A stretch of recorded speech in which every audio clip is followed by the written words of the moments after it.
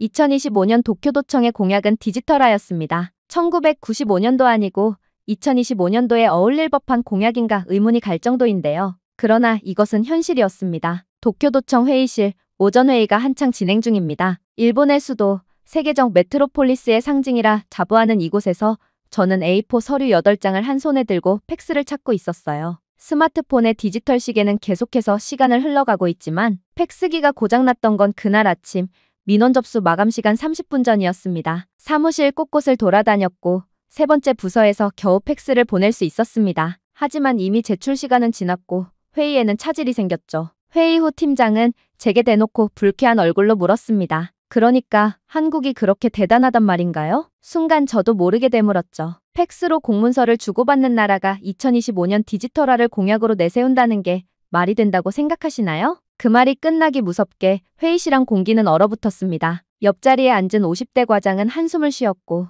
팀장의 눈썹은 위로 치켜올라 있었죠. 몇 초간의 정적이 흘렀고 곧 팀장은 말을 이었습니다. 여긴 일본이에요. 한국이랑 비교하지 마세요. 우리가 이 방식으로 나라를 유지해온 건 이유가 있어요. 화내듯 말하는 팀장, 하급자인 저는 당황했을까요? 아니요. 사실 속이 터졌습니다. 정말 그럴 줄 알았습니다. 제가 돌아온 뒤 처음으로 회의에서 공개적으로 한국의 행정 시스템을 언급한 것이었으니까요. 몇 번을 망설였고 지금 아니면 언제 말하나 하는 생각으로 용기를 냈던 말이었습니다. 하지만 돌아온 건 비아냥과 조롱이었죠. 저는 사카모토 유리, 일본 도쿄에서 태어난 32세 여성입니다. 평범한 가정에서 자랐고 대학을 졸업한 뒤 곧바로 도쿄도청 산하의 한 행정기관에 파견직으로 입사했어요. 처음엔 안정적인 공공기관에서 일하게 된 것만으로도 감사했죠. 주어진 일에 충실하면 된다는 생각, 그게 제 청춘을 지배한 신념이었던 것 같아요. 조직에서 인정받는 것보다 더 중요한 건 결국 아무런 문제 없이 오랜 기간 버티는 것이라 믿었고 제 스스로도 그렇게 살아왔습니다. 도쿄도청에서의 하루는 항상 반복적이고 보수적이었어요. 서류를 검토하고 팩스로 문서를 보내고 결제를 받을 때마다 담당자의 도장을 일일이 받아야 했죠. 처음엔 관공서라서 그런가 보다 하고 넘겼지만 시간이 지날수록 의문이 생겼습니다. 이걸 왜 손으로 해? 왜 똑같은 정보를 3번이나 작성하지? 그런 질문들이 머릿속을 맴돌았지만 주변 누구도 문제 제기를 하지 않았습니다. 모두가 너무 자연스럽게 살아가고 있었죠. 그러기 위해서 인력이 필요한 것이고 그러기 때문에 조직이 돌아간다고 느껴야만 했어요. 동기들끼리 불필요한 절차가 많다고 이야기하며 불만을 토로하긴 했지만 사실 저도 그걸 당연하게 여기며 살았어요. 다른 세상이 있다는 걸 모르던 시절엔 지금 시스템이 옳고 정당하다고 생각했으니까요. 그리고 그 시스템 안에서 조용한 사람으로 존재하는 게 가장 현명한 처세라고 믿었습니다. 일본 사회에서 여성으로 살아가려면 튀지 않는 것이 미덕처럼 여겨졌고 저는 그 안에서 나름 성실하게 살아왔다고 자부했습니다. 한국이라는 나라에 대해서는 솔직히 특별한 감정이 없었습니다. 어릴 적부터 TV에선 한류 열풍이니 케이팝이니 하는 말들이 들려왔지만 저는 그저 그 흐름을 멀찍이서 지켜보는 입장이었죠. 드라마 몇 편, 화장품 몇 개, 김치에 대한 좋은 이미지, 이 정도면 한국에 대해서 아는 편이라고 생각했지만 이제 와서 든 생각은 그 정도로 한국을 알았다고 하기에는 부족했더라고요. 당시엔 아무튼 그 정도가 제가 알고 있던 한국의 전부였습니다. 기술력이나 행정 시스템에 대해서는 아예 관심조차 없었으니까요. 그리고 한국 문화를 좋아하고 따르면서도 내심으로 한국은 항상 일본을 뒤따라오고 있다는 식의 자부심 또한 제 무의식에 자리 잡고 있었던 것도 사실입니다. 이건 학교 교육에서부터 자연스럽게 주입된 것이기도 했고 어른들의 대화 속에 은근히 녹아있던 표현들이기도 했죠. 우리는 선진국이고 한국은 개발도상국. 그런 도식 속에서 저는 별다른 의심 없이 살아왔습니다. 하지만 그건 어디까지나 비교해보지 않았을 때의 생각이었어요. 다른 세계를 보지 못했기 때문에 가능한 오만함이었죠. 그리고 제 삶은 어느 날 아주 뜻밖의 기회로 한국과의 격차를 직접 몸으로 부딪히게 되었어요. 도쿄도와 서울시 간의 협력 사업의 일환으로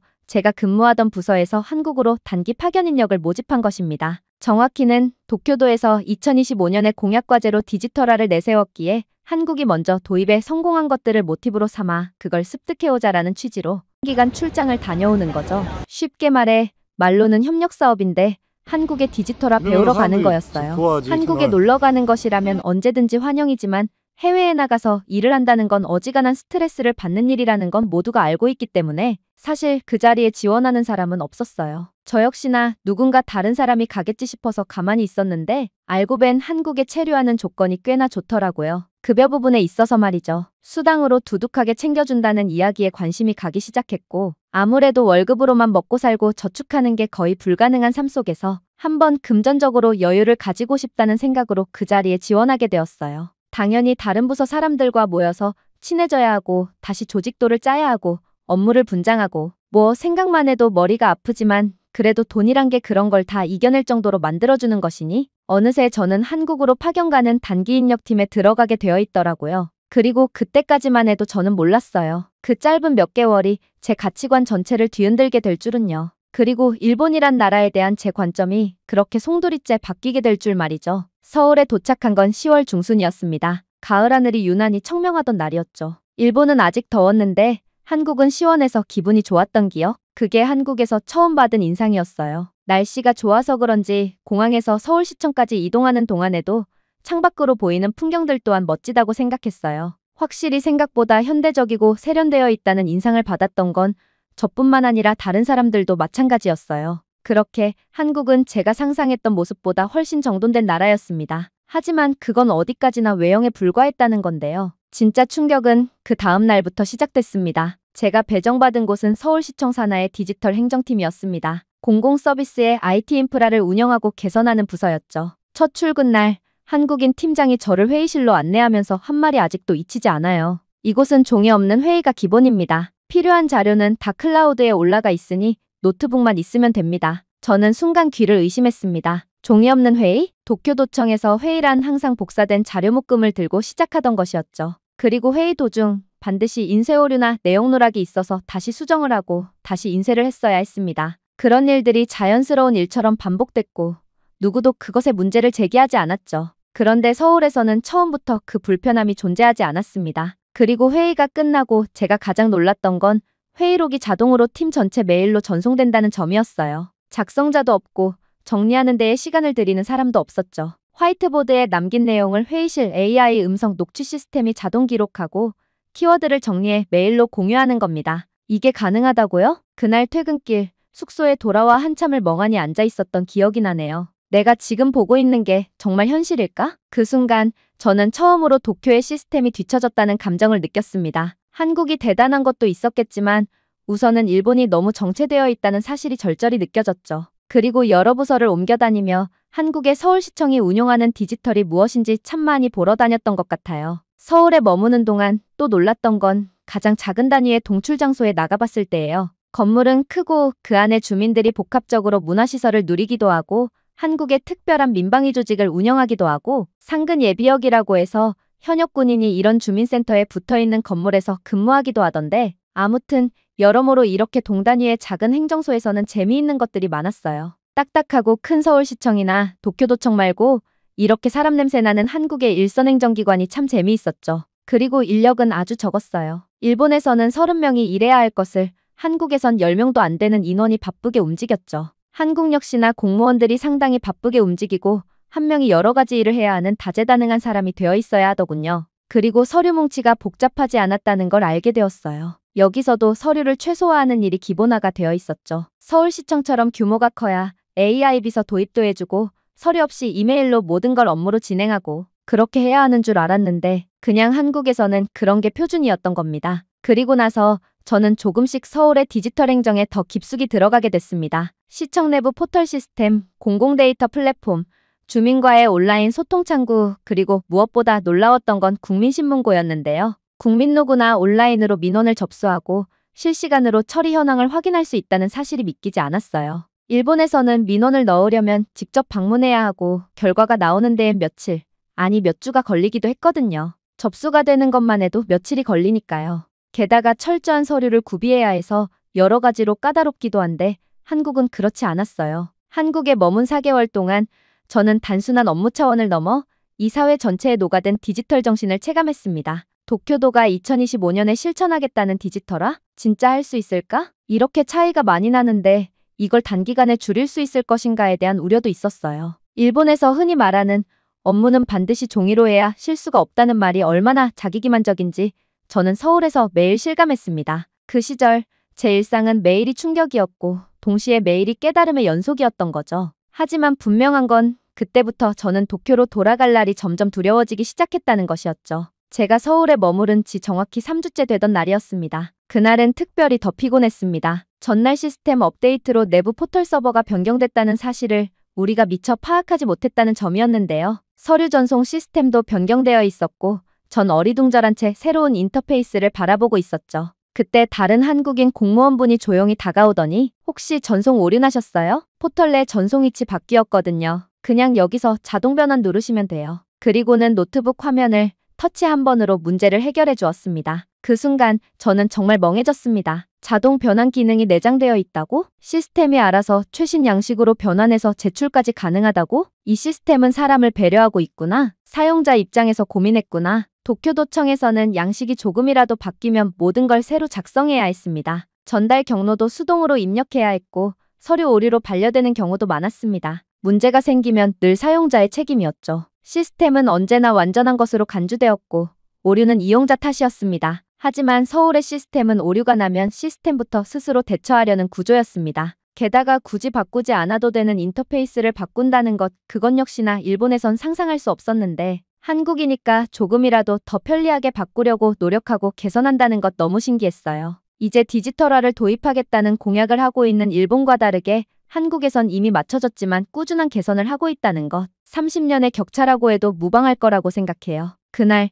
저는 다시 한번 확실하게 깨달았죠. 우리는 너무 오랜 기간 너무 당연하게 불편에 길들여져 있었구나. 그날 이후 저는 이전에 자연스럽게 지나쳤던 것들을 다시 보기 시작했습니다. 한국의 지하철 개찰구 앞에서 디지털 오류로 인해 몇 초간 멈춰서는 사람들을 본 적이 없었고 택시 호출도 모바일 하나로 끝났으며 한국에서는 현금이 필요 없는 사회로 통하고 있었다는 것. 작은 편의의 집합들이었지만 그 하나하나가 도시 전체를 바꾸고 있었던 거죠. 처음엔 한국이 너무 앞서 있다는 생각이 들었을 정도였지만 시간이 지날수록 저는 일본이 너무 뒤처져 있다는 사실을 인정할 수밖에 없었죠. 그리고 그 뒤처짐은 단순한 기술의 격차 때문이 아니었습니다. 그건 변화에 대한 두려움, 사용자 중심이 아닌 시스템 중심의 사고방식, 그리고 무엇보다 익숙함을 포기하지 않으려는 완고함 때문이었습니다. 어느 날 팀 회식 자리에서 누군가가 저에게 물었어. 일본은 어떤가요? 우리 한국 시스템이랑 비교하면 어때요? 전 몇 초간 머뭇거리다가 조심스럽게 말했죠. 일본도 노력은 하고 있어요. 하지만 아직도 대부분은 팩스와 도장 문화에 익숙한걸요. 그 자리에 있던 한국인들은 그런 걸 신기해하고 재미있어 했지만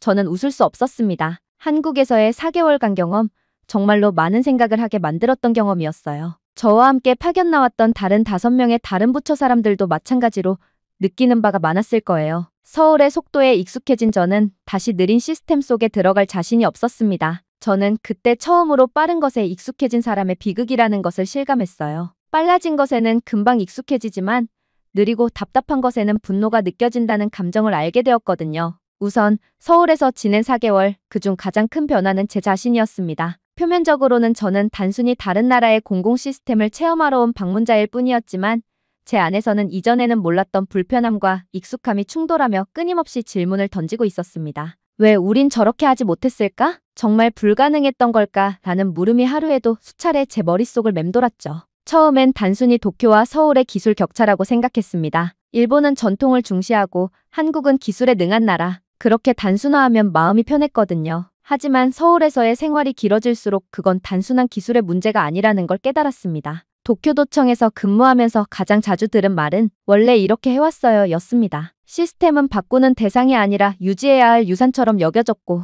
그 시스템에 적응하는 것은 근무자의 의무로 여겨졌죠. 민원인보다는 내부 절차가, 사용자보다는 관리자 편의가 우선되었습니다. 서울에서의 파견을 마치고 도쿄로 복귀 일주일이 지났을 무렵 다시 빠르게 일본식에 적응해 갔습니다. 복귀 인사차 회의에 참석했고 예전처럼 종이문서를 인쇄하고 상단에 도장을 받는 일상에 돌아왔죠. 하지만 무언가 달라진 것도 있었습니다. 제가 그 방식을 더 이상 당연하게 느끼지 못하게 되었던 겁니다. 하루는 도쿄도청 주관의 행정 시스템 개선 워크숍이 있는 날이었습니다. 한국에 다녀왔던 사람들 중 제가 우선 보고서 발표를 했는데요. 서울시청에서 체험했던 디지털 시스템의 사례를 솔직하게 말하면서 동시에 도쿄도의 2025년 디지털화 공약이 얼마나 허황된 것인지 그 현실을 말하겠다고 결심했던 자리였어요. 4개월간 겪었던 한국의 디지털 행정 시스템, 시민 중심의 구조, 그로 인해 효율화된 프로세스들을 PPT로 정리해 발표했어요. 우선 팩스는 당장 없애야 하는 게 첫 번째 순위라고 말을 했어요. 발표 후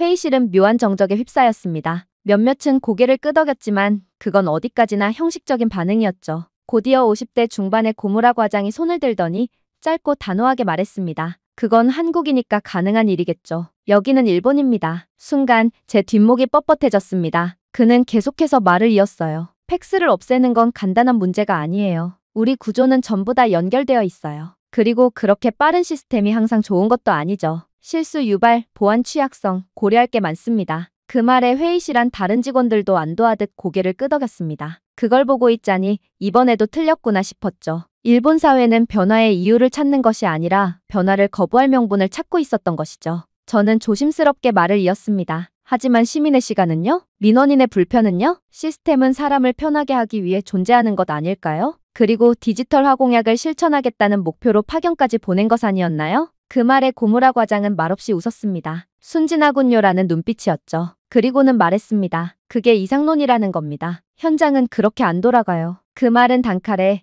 제가 서울에서 느꼈던 감동과 충격을 비현실로 몰아세우는 말이었습니다. 그리고 그날 회의가 끝날 무렵 다른 선배 한 명이 제게 다가와 귓속말처럼 말했죠. 괜히 나섰다가 괜히 눈에 띄지 말고 조용히 지내는 게 좋아요. 말은 친절했지만 그 속에 담긴 메시지는 명확했어요. 내가 본 건 내 개인의 감상일 뿐 여긴 달라. 어차피 디지털화는 수십 년째 외치지만 못한 거야. 이번이라고 확실히 바꿀 거라는 생각은 버려. 그리고 무엇보다 그 메시지에는 우린 바뀌고 싶지 않다는 무언의 선언이 담겨 있었던 거예요. 저는 그날 말없이 노트북을 닫고 자리에서 일어났죠. 그리고 2025년이 된 지금 역시나 말뿐인 디지털화 공약, 디지털화를 완성하겠다는 그 계획은 겉만 번지르한 포장지와 같았어요. 2025년에 한국에서 배워와서 실제 디지털화한 건 아무것도 없어요. 단순히 온라인으로 통보하는 절차가 하나 더 생겼을 뿐, 그것도 온라인으로 통보하기 위해서 새로운 결제 양식을 만들어 매일같이 결제를 받고 있습니다. 확실히 일본에서 자라왔고